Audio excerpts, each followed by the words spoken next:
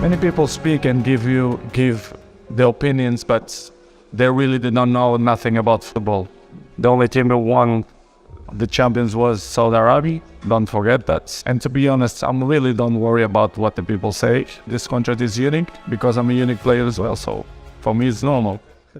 Ladies and gentlemen, I'm really delighted and excited to welcome you all to this historic event, the unveiling of the Portuguese star and the world's greatest footballer, Cristiano Ronaldo, as another player here at Marsoul Park, Riyadh, Saudi Arabia.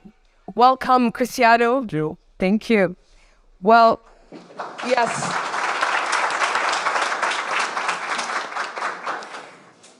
Announcing this historic transfer, your new club stated, "This is history in the making. This is a signing that will not only inspire our club to achieve even greater success, but inspire our league, our nation, and future generations, boys and girls, to be the best version of themselves." Cristiano, benvenuto a Arabia Saudita. Welcome to Saudi Arabia, your new home, and to another, your new team. So you conquered Europe. Now a fresh new start in Asia. How does it feel to be here in Saudi Arabia? Well, so far feeling very good. I'm so proud to make this big decision in my life and football. As you mentioned before, in Europe, my work, it's done. I won everything. I played in the most important clubs in Europe. And for me now is a new challenge, as you mentioned, in Asia. I'm grateful that Al Nassr gave me this opportunity to show and develop not only for the football, but also for the generation, the young generation, the women's generation as well, for the young boys. And for me, it's a challenge, but in the same way, I feel very, very happy and very proud. Definitely, and absolutely ready. What excites you and also your family who are here already with you about your new future in Saudi Arabia? They are happy as well. You know, when I take my decisions, my family, they always support me, especially my kids.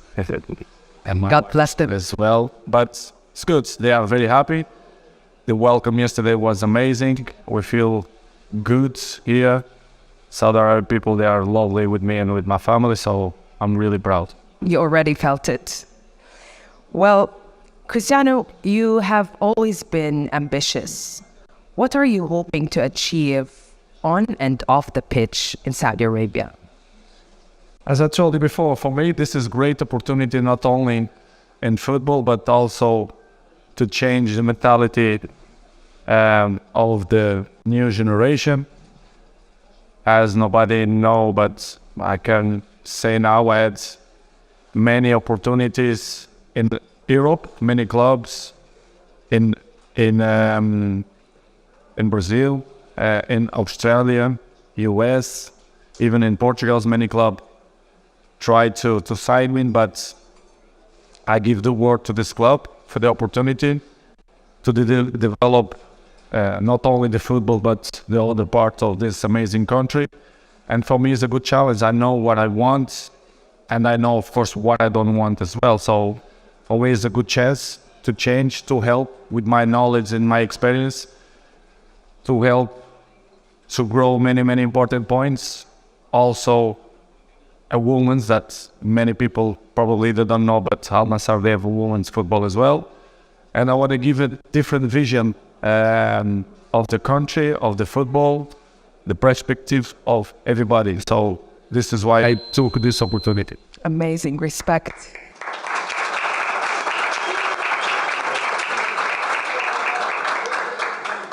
Frankly speaking, did Saudi performance at the World Cup and the fact that all the players are in SPL really helped in convincing you doing the move and joining Saudi football? Many people speak and give their opinions, but they really did not know nothing about football. As you know, the football now, probably the last 10, 15 years, they are different. All the teams, they are more prepared. all the teams, they are ready. If you see, and you give the example of World Cup, the only team that won the champions was Saudi Arabia. Don't forget that. Yes. And you had many surprises. South Korea, for example, the African teams, Costa Rica, for example, they did a good job. It's not easy to win any games today because the teams, they are prepared. The football, it's different. The evolution of football is different. So for me, it's not the end of my career to come in South Africa. This is why I want to change. And to be honest, I'm really don't worry about what the people say. I took my decisions and I have responsibility to change that. But for me, it's I'm really happy to be here. And I know the league is very competitive. The people don't know that as well, but I know because I saw many games. And you know what I want, and I'm looking forward. It's to play, and I hope to play after tomorrow if the coach is a good chance. But I'm ready to enjoy it, to still play football and enjoy the people. We're really excited to see you on the pitch as well. Sure. Well, one thing, we all agree on this. This is a unique signing, but some people have criticized your move here. I know you don't care, as you just mentioned, but I want your thoughts on this. I'm a unique player, so it's good to coming here. I beat all records there, so I'm gonna beat a few records here as well. So for me, it's a good chance. As you say, this contract is unique because I'm a unique player as well. So for me, it's normal. Great.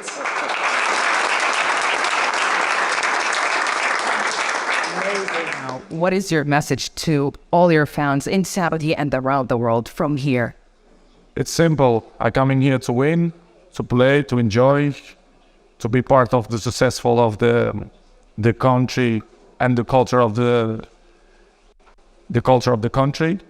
And I'm here all together with Al Nassr, with my coach, with my president, and the all people from Al Nassr. And what I want is to enjoy, to smile, and play football. Amazing. Thank you. Thank you, Cristiano. And ladies and gentlemen, another round of applause to our great player and star, Cristiano Ronaldo.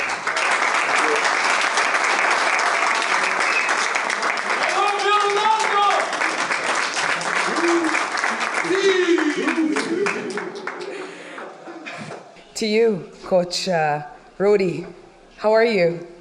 Very happy. I can see that. I can see the huge smile. For sure. Well, Coach Rudy, you managed hundreds of players in your managerial career. How do you think working with the world's best player would add to your team? First of all, I'm very surprised about a lot of people in the press conference today. Of course. Normally after the game there is 3-4 journalists. Today I don't know why. This is a new era. This is a new era. So please, every game, everyone is welcome to come after the game to speak about Cristiano's goal. Cristiano is one of the best players in the world in the story of the football. He's a legend, so it's an honor for sure for me, but also for Al Nassr to welcome Cristiano. We are here to win, nothing else. Great. You once said you want to coach Ronaldo. Here he is, right next to you. Yes, we will have time to speak about a lot of things, but about the most important thing, and the most important thing is here, is green, and we need to train, and we need to win, and we need to play here. Absolutely. How do you see him, Cristiano, impacting football beyond just Al Nassr, but also on the league and the wider region? Yeah, he's an example. Everyone knows that. So my goal, my objective for Cristiano is make him happy, and I want him to enjoy playing with Al Nassr and winning with Al Nassr. Just that. Yeah, it's all about enjoying. True that. Thank you, Rudy. Wishing you, Ronaldo, and the rest of the team great success in the future. With that, ladies and gentlemen, we have come we have come to our end of this session. Cristiano will now make his way to the dressing room to get ready for his big moment, the unveiling in a Nasser kit for the very first time. Thank you all for joining us in this special and historic occasion.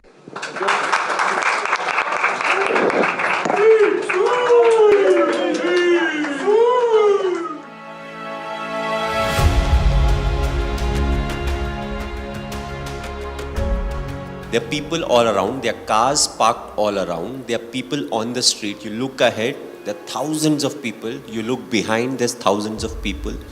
And everybody had a smile on their face. None of them were sitting in the car. All of them were outside.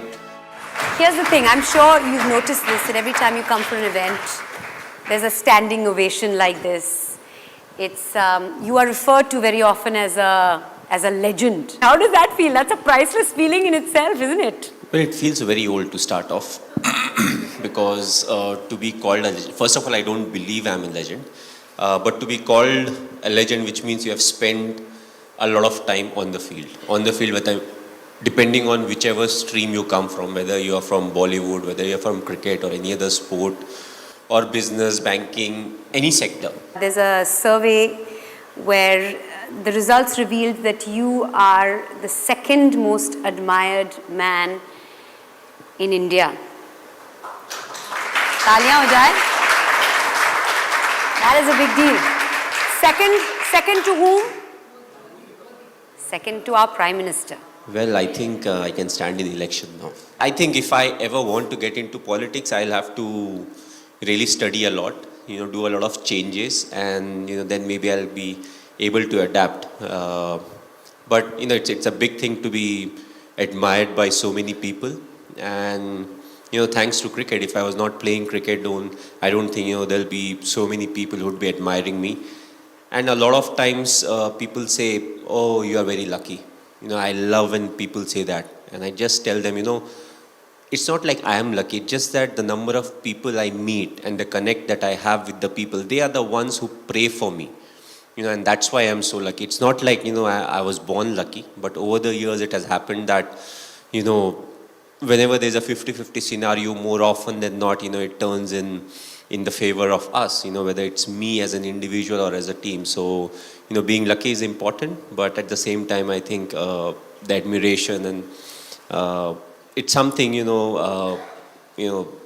feel a lot more satisfied looking at, the kind of ovation you get wherever you go and the kind of love and affection that people show towards you.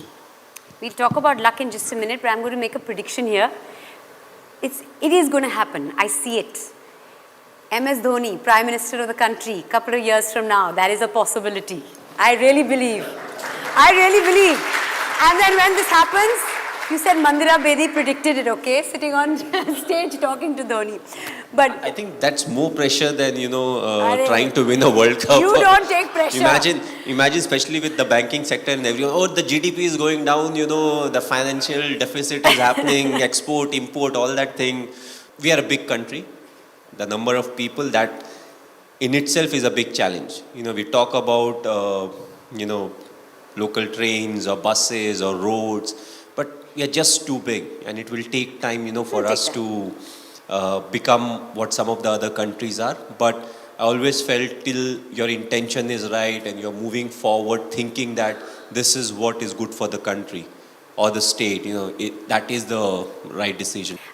We've seen a World Cup win, we've seen a T20 World Cup win, we've seen India at number one, ranked at number one for 18 months in the test format. So you've given our country many, many, many priceless moments. A big round of applause for that, ladies and gentlemen.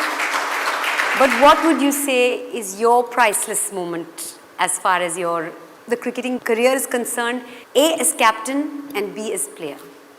Well, the answer would be very different. A lot of people would be expecting, okay, this is something that he would pick, that is something that he would pick. But the two special moments, first I would say it was just after the 2007 T20 World Cup.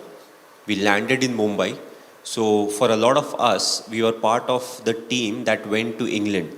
And from England, we got selected and we went to South Africa for the T20 World Cup. So we won, we were coming back, and that day it was very cloudy and it was raining. So we started our descent, we were about to land, and I look outside, I'm like, you know what, it's raining, there would be nobody to receive us.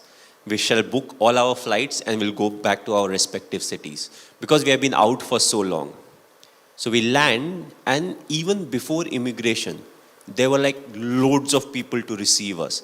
And I still remember, we were in a double-decker bus. It was an open-top No bus. one can forget that experience. Raining, cloudy. Yes, and it took us literally 5 hours from the airport to the Wankhede Stadium. We all got wet. We were in the bus. We dried up somehow. We again got wet because in between again it was raining. So it happened like twice or thrice. And then the most memorable moment came. So what is called the Queen's Necklace. We are right in the center. There are people all around. There are cars parked all around. There are people on the street. You look ahead, there are thousands of people. You look behind, there's thousands of people. And everybody had a smile on their face. None of them were sitting in the car. All of them were outside. They were having their cameras. They had that smile. They were clicking pictures. I don't know how many of them actually missed their flights or were very late for work. It was not late. It would have been very late for work. But that's what it meant to them. We were thinking, okay, we'll go back home. And then the kind of response we got. And also, we don't really have anything to compare it to. Because 2011 we won, but there was no celebration like that. Like this. Because we never went out, nothing really happened. Even the time when we won, we were in the stadium till 1:30. And we actually, I personally actually didn't see the people celebrate on the street. Whatever we saw was on television. So, that was a very memorable moment. The second would be, it was during the 2011 World Cup. It was during the finals. We were we were playing at Wankhede. And it was like 10 or 15 runs were needed. And me and Yuvraj, we were batting. And all of a sudden, the crowd, they start singing the song Vande Mataram. Oh my God, that gives me goosebumps. And you're right in the middle, and imagine 40,000 people, saying Vande Mataram. And so it used to start from, let's say, if it started from North Stand, your ears actually move because it goes around. So that would be my second most memorable moment, or one or two, I can't really stack it saying this was the preferred moment, but it was something that was very, very special. And I don't know if I would ever be able to witness something like that, because you may have 40,000 people singing the national anthem or singing the national song, but that atmosphere, the moment, the hard work that was put for that 45-50 days, during the World Cup, whether it will come or not. So I feel these are the two priceless moments when it comes to my cricketing career. And there have been lots of other moments, but these two I think were very, very priceless, to me. What advice would you give a youngster today who's getting into cricket or sport, any kind of competitive sport maybe? The youngsters today, the only piece of advice I would give them, which was very relevant when I made my debut or people in the 80s played, cricket is the core. You take care of cricket, everything else will take care of itself. So this is you. Your social media, I follow you on Instagram, has got lots of videos and lots of images of your beautiful little daughter. Tell us or share with us one of the most priceless moments that you've had with her. I think the most priceless moment was after the World Cup, when we came back, and Sakshi and Ziva, they were still in Delhi at that point of time, Gurgaon. And the first time I saw her, I picked her up, and she must be 2 months or 1.5 months, and she made a lot of noise. That was the first time she was seeing me. I don't know whether she saw me or not, because they say as a kid who's 1 month, 2 months, they can't really see long. Yeah, their vision isn't developed. But for the full 5 minutes, she was making noise, she was giggling, and Sakshi was like, she has never done it. I don't know why she's doing it. She even had problem with that. Why is she doing it? Why she never First you does were not it there. with me? Now she's Yes. come. Why is she responding to you like this? Yeah, so I think that was a priceless moment, because whatever said and done, that first time when you see your newborn, something happens which is very difficult to describe in word. And from that till now, she's 4.5, and every time she comes in and she has a new question or answer. And the latest is, when you ask Lily, okay, why do you love Papa? Papa is money. Oh, I don't know who taught her, but she's straightforward. She's like, why do you love Papa? Oh, because Papa is money. that priceless moment that gave you your first grey hair. Do you remember it? I think it started very early in our career, because every game that you play when it comes to cricket, it may be your last game. So like my 5th game was almost my last game. People say different things about it, but I had not scored in the first 4 games. The 5th game, after the game, there was a selection meeting that was held. So there's 99% chances coming from Bihar, Jharkhand, which was not very well known for cricket. If I had not scored in that game, I think 90% I would have been kicked out of the team, which people say no. That's where your first grey hair came. I think so. Probably. Yeah. I think it's a good thing to have or get grey hair because it shows that you think about certain things in life. You do get stressed about things in life. But the amount of grey hair and beard that I've got, I think if I don't color my hair, I'll be like Amitabh Bachchan. That's how grey I am, so... Really? Yes, at 39... See, that's one secret that he's just shared with us. No, See, this I have shared with a lot of people. You have? Big round of applause. MS Dhoni. Always straight from the heart.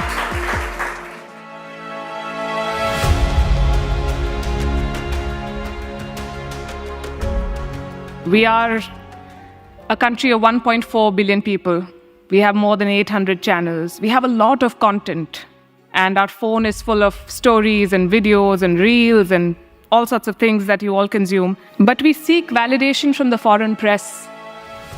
We may trash it. We may say that we don't care about what the New York Times is saying, but we do, because we discuss it.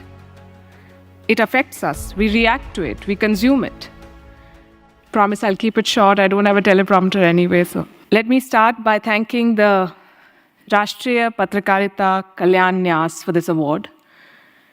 Let me also congratulate them for all the good work that they're doing to promote journalism in India. I think this award and this recognition today is for my team and my channel, and for the journalism that we do, and for the purpose that we hope we serve. What is the purpose, we ask ourselves. I think what we set out to do was to tell India's story in India's words. The show I do, it's called Gravitas, and the tagline is making sense of the news. But essentially, we're trying to make sense of the world through India's perspective. Ladies and gentlemen, I've said this in the past, and I say it again, and I believe this, that our world today is a grand storytelling competition.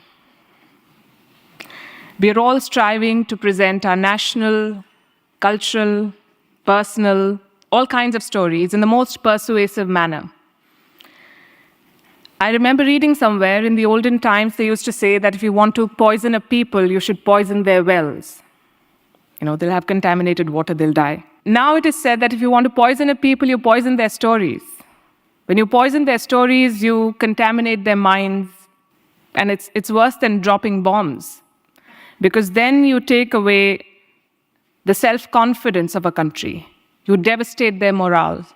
And I think that is more damaging any day than poisoning water or poisoning wells. You make a country doubt its abilities. And we Indians have been through a very difficult phase where we were colonized, and while we achieved independence 75 years ago, I think somewhere a lot of us are still colonized in our minds. We need to come out of that. So it is important to tell stories and tell the right stories in the right manner, because stories sway people. They change the course of policies, politics, and indeed the world. And this is my favorite example from the Second World War. America had a list of cities in Japan that they wanted to bomb with the atom bomb.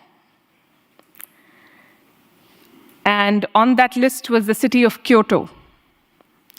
But the US then had a Secretary of War, and he decided that Kyoto should not be part of the list. We know which two cities were bombed eventually, Hiroshima and Nagasaki. He removed Kyoto because this Secretary of War in America had been to Kyoto on his honeymoon, and he saw how beautiful Kyoto is and how rich it is culturally, and he believed that that culture should not be destroyed.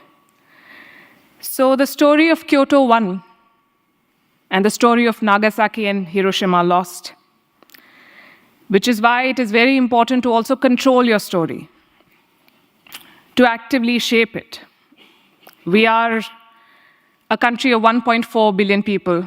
We have more than 800 channels. We have a lot of content, and our phone is full of stories and videos and reels and all sorts of things that you all consume. We are a very aware and politically engaged people. From the tea seller to the CEO of a company, everybody knows what's happening. They can talk to you about Biden's policies, and they can also weigh in on what's happening in Bihar and everything in between. But we seek validation from the foreign press. If you've seen what's been making news in the past couple of days, you would know. The New York Times writes something about a policy in India, and it immediately becomes a Twitter trend. But why do we need a certificate from the foreign press? We may trash it. We may say that we don't care about what the New York Times is saying, but we do, because we discuss it. It affects us. We react to it. We consume it. The Economist says something about who we should vote for in an Indian election, and it becomes part of the political debate. And while we've achieved a lot in India in the last 75 years, we've not had a single newspaper in this country. Can you imagine an Indian newspaper publishing a headline about something in the US or the UK, and for that making it to the big political story of that country? Will American leaders debate what is written in the Indian Express? Will British leaders debate what's written in the Times of India? They're not affected by what we are saying, but we are affected by what they say about us. If there's disturbance in Kashmir, the BBC reports it, the Al Jazeera reports it. And they use their own lens, their own editorial biases, and all media is agenda-driven. I was discussing it with someone earlier today. India's first newspaper, Hickey's Gazette, was a very anti-imperial newspaper. It had an agenda. It took sides. Media takes sides. And that is okay. The argument I'm making is very simple. We are a land of epics like the Mahabharata and Ramayana, and yet we've allowed others to take control of our story for way too long. And that is what we try to do at WION still. I started with talking about our purpose, and that is our purpose, to tell India's story. And we found a willing and a very welcoming audience in all of you and a lot of Indians. I'm very happy to share with you that only 40% of our audience and our viewers are in India. The remaining 60% are outside India, which gives us a lot of hope.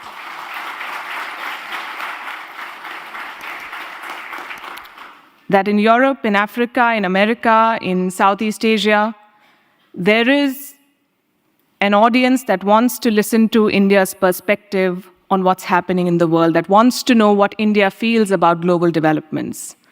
And it's only time for a country that is ready to assume its role as a global leader to have a voice like that. When we began this journey in WION 5 years back, we are a young channel, we believed in the product, we believed what we were trying to do. But we never imagined that in so short a time, we'll get the kind of response that we do now. I was in Ukraine earlier this year, and people saw the mic, and there were some Indians, and they walked up to us and they said, "Ye hamara channel hai." And that gives us a lot of encouragement to do more of what we are doing. The numbers encourage both me and my team, and awards like these, thank you very much, also inspire us to do better every day.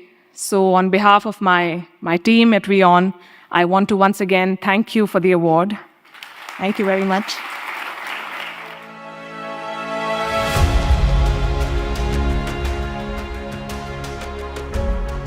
Life is not a bed of roses. Life is going to be tough. Life is going to have challenges along the way.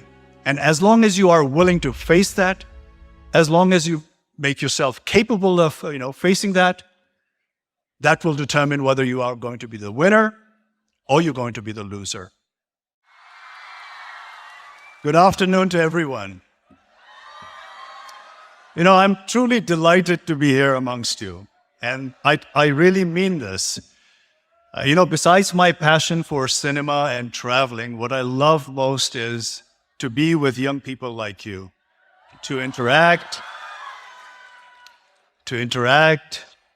to understand, because I truly believe that the youth are the pulse of today, the present. You are the vibrant force of today. What you think, what you aspire, what you dream, the way you conduct yourself, the way you carry yourself, will not only determine the society of tomorrow or the country of tomorrow, or for that matter, the world of tomorrow, but you also play a very vital role in the present. That is my firm belief. What you do, what you think, what kind of taste you have, what kind of outlook you have, what kind of mannerism you have, makes the dynamism of today, of the present as well. That kind of power you guys have. What you choose will make a lot of difference. What you choose to eat, what you choose to drink, what you choose to wear, what kind of entertainment you choose to have, what are the kind of things that you like or dislike, determines the dynamism not only in the society, but also in the marketplace. If youth of today, if you decide, someone who is about 15 to 16 to up to 30, if they decide not to drink certain types of soft drinks, the market of that soft drink will plummet. If you decide that you are not entertained by certain types of entertainment, if you feel going to the movie theaters and watching movies does not give you entertainment, the movie business will go down. If you choose to dislike certain types of clothes, certain types of mannerism, the same thing will happen to that as well. That is the kind of power that you guys have. But I am not sure whether the youth of today are aware of that power or whether they are utilizing their power on their own. Because I believe, in today's age, in the information age, in the cyber age, other sources are making decisions for you. Other factors are directing you to do what you're supposed to do. What kind of fun you should have, what kind of food you should enjoy, what kind of entertainment you should have, what kind of clothing you should wear, what kind of gadgets you should own. That is the thing that you should be deciding. But what happens is in this information age, in the digital age and the cyber age, other sources are deciding for you. So more or less, that power has been snatched away from you. Probably because the youth of today is not aware of that power. Now, what happens is when someone else is directing you of all these things, the society becomes a one big herd. There's a danger of creating a herd, a sheep-like community where everybody thinks alike, where everybody wants to wear the same thing, where everybody wants to have something that the other person has, and they do not make their own individual decision. They are giving away their individual power, and that is what you guys should be reclaiming now. It's all right to be similar, but it is much more better to be different, to have your own individual opinion, to have your own individual taste, to have your own individual creativity, and to be directed by that and to be motivated by that gives you a true personality, gives you a true identity. So this is what I really want to tell the youth of today is reclaim that power that you guys have, your individuality, your personality, the thing that you're capable of your own.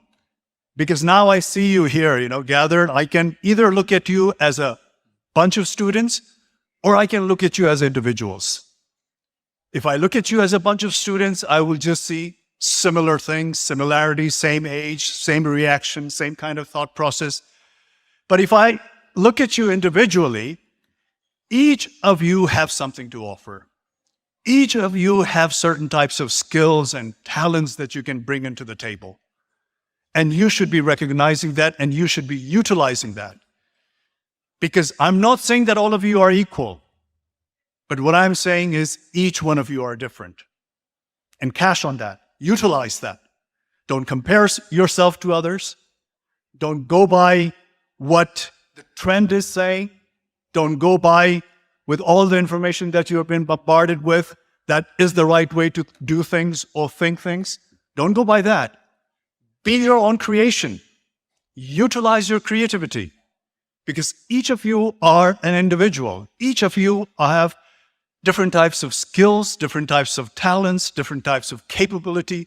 All you have to do is recognize that, to pinpoint that. You know? Some of you might be good in the future, some of you might be a great CEO. Some of you might be a great chef. It doesn't matter. As long as you are utilizing your skill, as long as you're utilizing your capability. Because, in long run, when you go into life tomorrow, you at this stage, probably all of you have certain goals, the goals that you want to achieve. You're probably saying that I want to excel in this, I want to become this, I want to become a great banker maybe, I want to become a great CEO in the future maybe.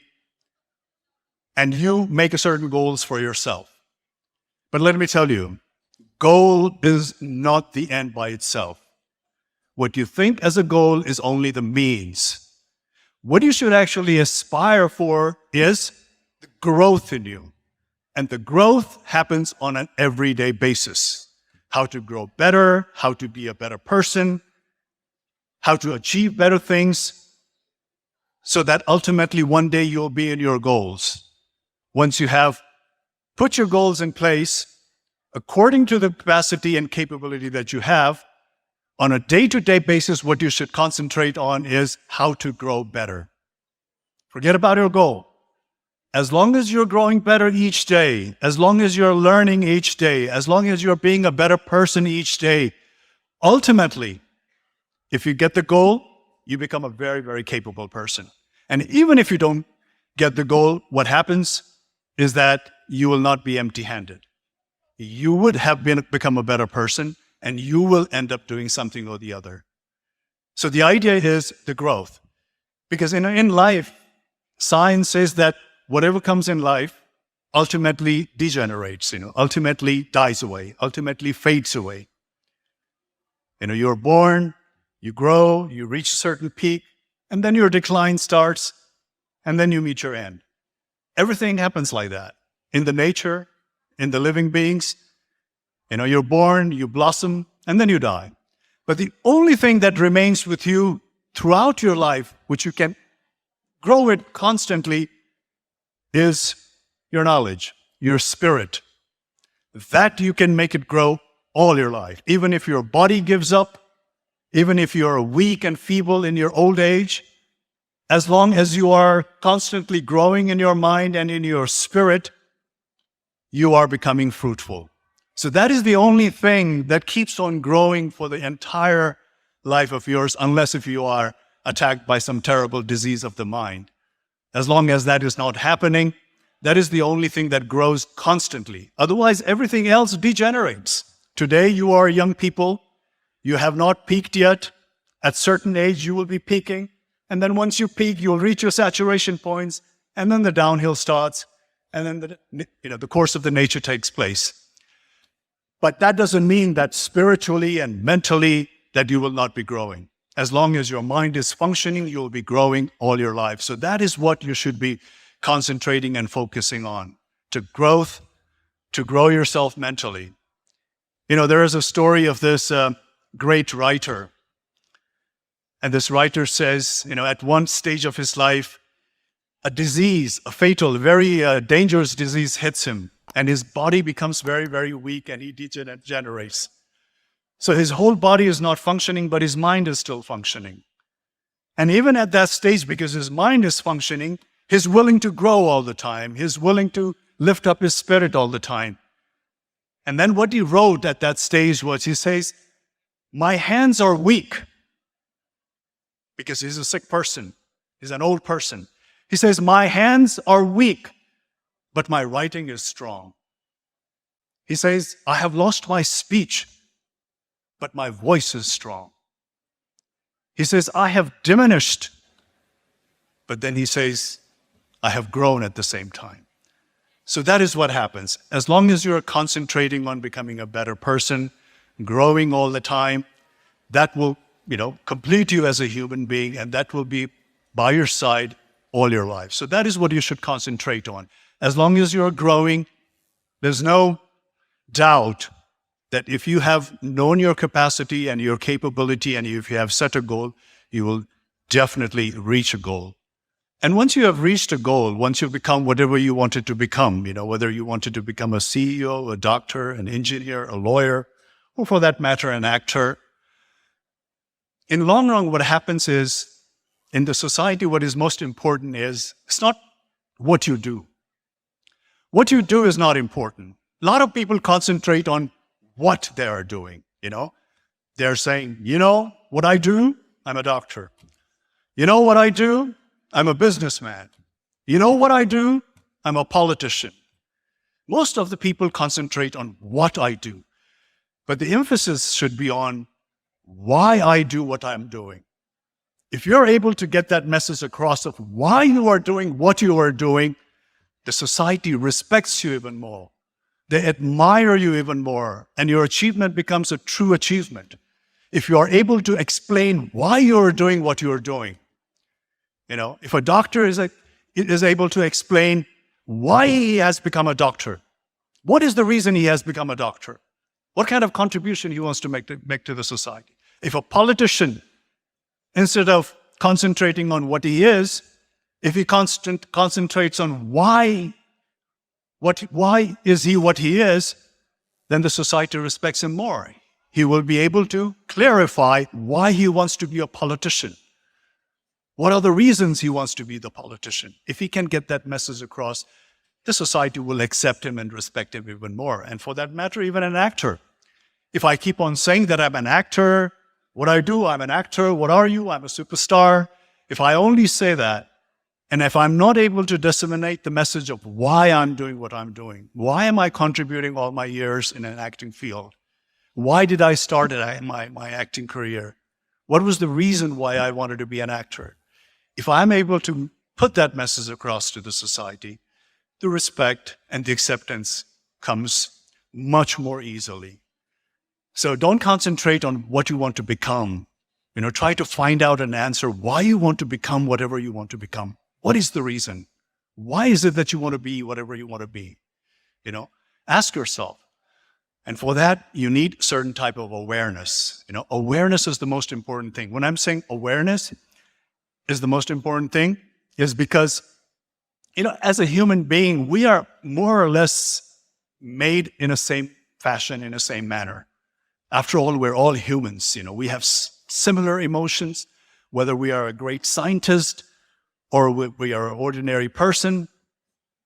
We have similar emotions, we have similar mechanism, we react to similar things.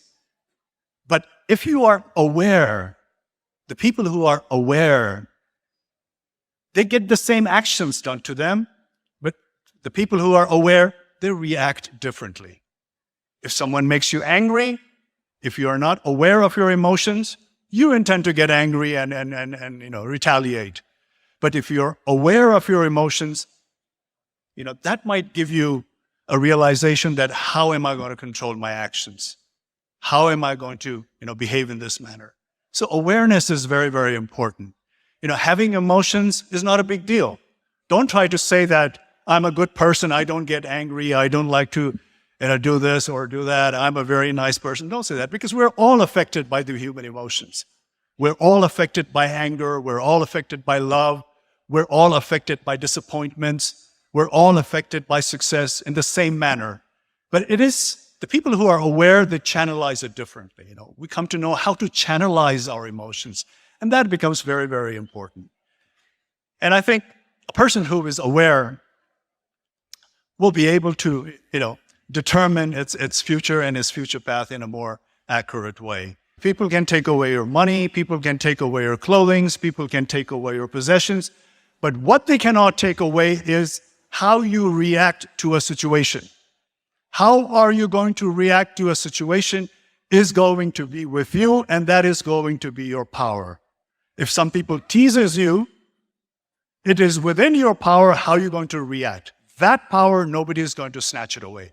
If somebody says, I'm going to kill you, how you're going to react to that is your power. That power no one can steal away from you. If somebody comes to your house and robs everything, how you're going to react to that situation is up to you.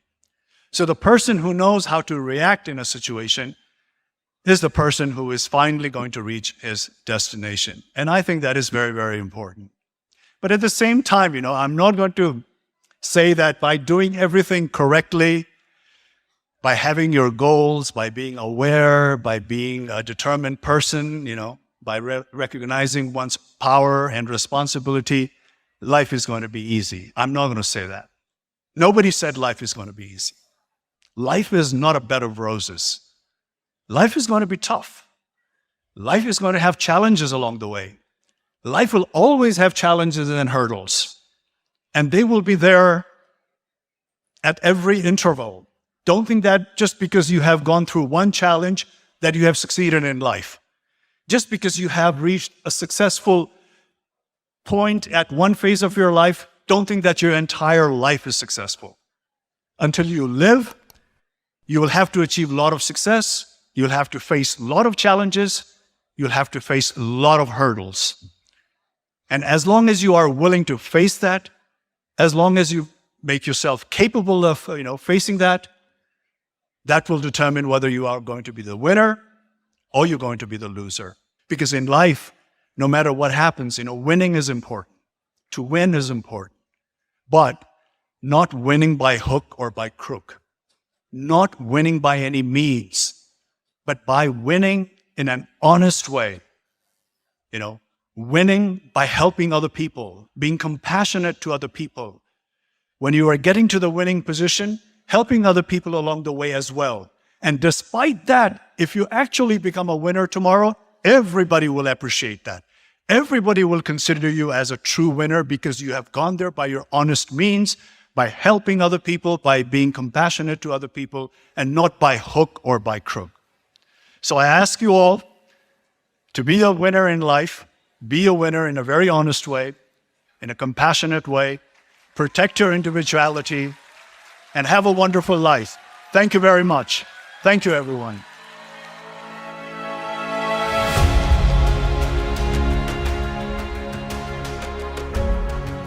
Nobody has ever achieved anything big in business or in any walk of life without courage. Of course, whenever you do anything big, you do feel a little scared. But you've got to conquer fear to discover the hidden hero within you. My dearest Reliance family, once again, a very warm good evening to each and every one of you.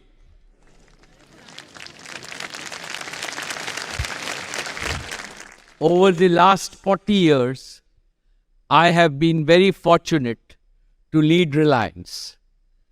Everything I am today is because of Reliance. Everything I know today is thanks to Reliance. This evening, I want to share with you the most important lessons I have learned from my father during this phenomenal journey. The first lesson is courage, and I have seen it in a whole lot of you. Nobody has ever achieved anything big in business or in any walk of life without courage. Of course, whenever you do anything big, you do feel a little scared. But you've got to conquer fear to discover the hidden hero within you. With courage, with self-belief and the can-do spirit, you overcome any adversity.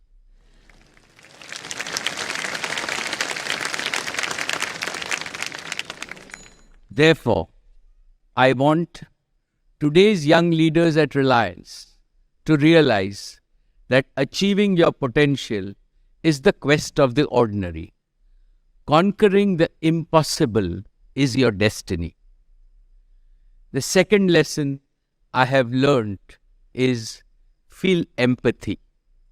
Empathy means caring and sharing with every human being in our organization and the world at large. The more we care, the higher we grow as human beings. I understand empathy as dil ki daulat. It is the wealth of your heart. The more you spend it on others, the more wealthy you become.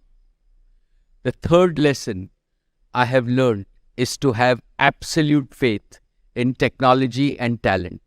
In every business we have started, we have always embraced the latest technology and have attracted the best talent. When top technology and talent work together, they produce unbeatable creativity, innovation, and invention.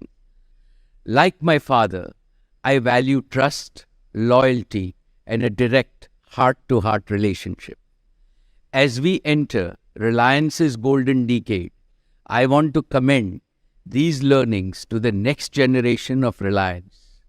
The future of Reliance belongs to you. Today, you have a fabulous platform that will enable you to achieve multiples of what has been achieved by my generation. Friends, today, Reliance is a global leader in energy and materials, where operating safely is an obsession. And with Geo and retail, where we have established leadership position in India, we are customer obsessed. As we enter our golden decade, we at Reliance are in a unique position to accomplish what very few companies in the world can even dream of.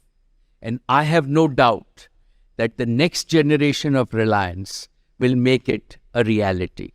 Okay, yes, we can and we will. Yes, we can and we will. So let me say first, can Reliance be amongst the top 20 companies in the world? Yes, we can and we will. Second, I believe that in the coming decades, the world will transition from fossil fuels to clean, green and renewable energy. Can Reliance become a leading power of clean and affordable energy to India? Yes, we can and we will. Third, I believe that the world will invent new materials that will revolutionize how we manufacture and produce things and improve the quality of life of every human being. Can Reliance be a leading global producer of these innovative new materials? Yes, we can and we will.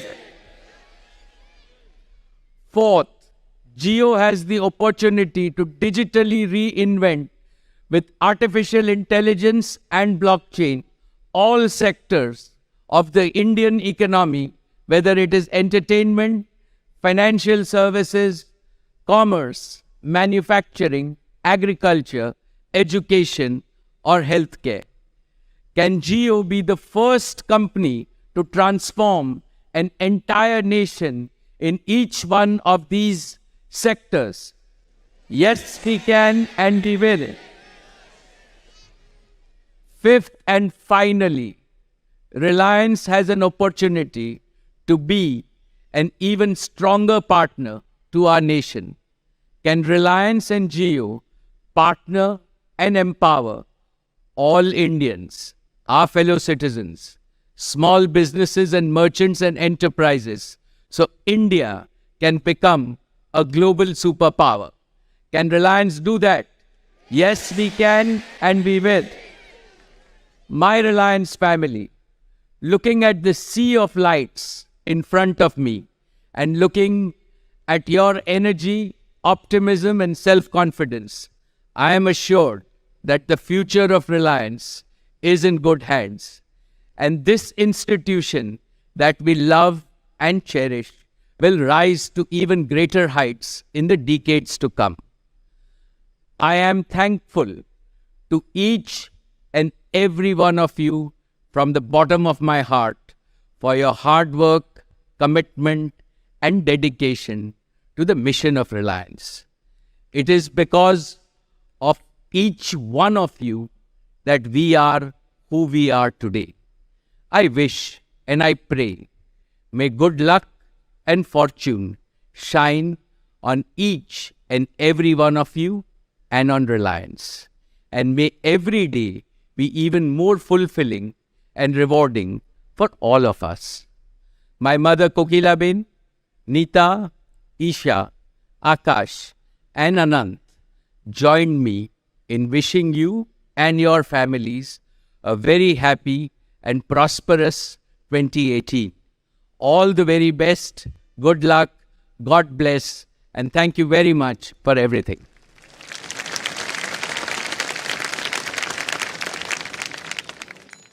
Visit our site, EnglishSpeechChannel.com, for exclusive access to video transcripts, offline audio, English lessons, and private classes.